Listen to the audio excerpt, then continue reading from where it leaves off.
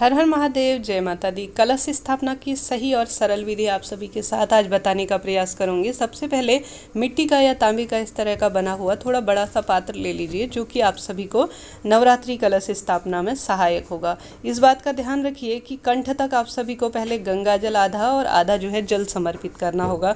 जो आपने पात्र लिया है उस पर स्वास्तिक बना लीजिए और मोली बांध लीजिए उसके कंठ पर। इस तरह से जितना संभव हो उसे सजाने का प्रयास कीजिए, क्योंकि कलश विशेष माना जाता है। इसके बाद जल के अंदर आप सभी को थोड़ा सा जो संभव हो सामग्री ले सके अति उत्तम है। हल्दी की गांठ, रोली, चंदन, अक्षत, रुपया, यह सारी चीज़ें जो है इसके अंदर समर्पित की जाती हैं। निरंतर अपने देवी देवताओं, सभी पितृ देवी देवताओं का इसमें वास माना जाता है, तो उनका आवाहन निरंतर मुख से करते रहिए। ये देखिए इस तरह से जो है कलश स्थापना की विधि होती है। हल्दी की गांठ आवश्यक होती है। आप चाहें तो अन्य जो औषधीय गुणों से युक्त चीज़ें होती है वह भी डाल सकते हैं। हल्दी ना हो गांठ तो सूखी हल्दी भी प्रयुक्त हो सकती है। इसके बाद आप सभी को इसमें एक दुर्वा की गांठ भी आवश्यक रूप से समर्पित करनी होगी। ये देखिए, गणेश पूजा हो या कोई भी पूजा हो, सभी पूजाओं में कलश स्थापना आवश्यक होती है, विशेष मानी जाती है।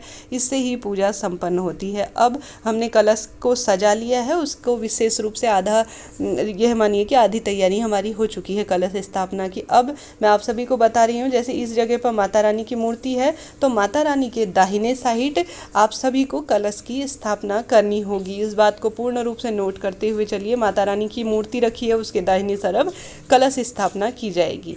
अब आप सभी को अष्टदल कमल बनाना होगा। आप चाहें तो इस तरह के अक्षतों को आप पीले रंग में रंग सकते हैं, लाल रंग में रख सकते हैं, या गेहूं ले सकते हैं, सिंपल चावल ले सकते हैं। पंचधान्य का महत्व बताया जाता था, परंतु उपलब्ध ना हो तो सिंपल चावल भी रखे जा सकते हैं। आप चाहें तो सरल तरीके से स्वास्तिक बना सकते हैं, या इस तरह से अष्टदल कमल का निर्माण किया जा सकता है। यह काफ़ी सरल होता है। उंगली की मदद से आप सभी को 8 इस तरह से पंखुड़ी सी बना लेनी होगी। 8 उंगलियों की सहायता से 8 लाइन खींच लीजिए और उन्हें इस तरह से जैसे मैं कर रही हूँ मिला लीजिए, और आसानी से अष्टदल कमल बहुत सुंदर बन के आता है। सबसे सरल विधि होती है ये बनाने की। सबसे पहले आप सभी को एक पाटा बिछा लेना होगा। ईशान कोण में उत्तर पूर्व की ओर आप सभी को मुख करना होगा, जो कि सर्वोत्तम माना जाता है पूजा के लिए। ये देखिए, माता रानी की चौकी स्थापित करने के लिए सबसे अधिक सुंदर और महत्वपूर्ण कलश स्थापना मानी जाती है नवरात्रि में। इस तरह से हमारी सामग्री तैयार हो गई।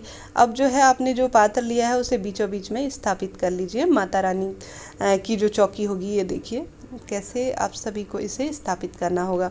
अब आप सभी को एक ऐसा बर्तन चाहिए जो इसके ऊपर आसानी से आ जाए। उसे चावल गेहूं से भर लीजिए। इसे पूर्ण पात्र कहा जाता है। इसके साथ ही यह कलश स्थापना पूर्ण मानी जाती है। अब आप सभी को आम के या अशोक के या इस तरह के जो पत्ते होते हैं, इनकी 11, 21, 51 जितनी अधिक संख्या हो उतने उत्तम है। इन्हें ले लीजिए। मैंने अशोक के पत्ते लिए हैं और उन पर चंदन, रोली इत्यादि लगाकर इस तरह से कलश को सुसज्जित कीजिए। जितना संभव हो सजाने का प्रयास करें, उत्तम है। मन प्रसन्न होता है जब माता रानी के लिए इस तरह से कार्य किए जाते हैं। अब ये आप सभी ने जो धान्य से भरा हुआ बर्तन है वह लिया है, किसी भी तरह का ले सकते हैं। कोई कटोरी हो, स्टील की हो, या किसी भी तरह की संभव हो जैसी हो, वह प्लास्टिक का यूज़ ना करें तो उत्तम है। स्टील भी हालांकि पूजा में वर्जित माना गया है। जहाँ तक संभव हो मिट्टी कांसे का लेने का प्रयास करें। इस तरह से इसे लेकर आप सभी को रख लेना है।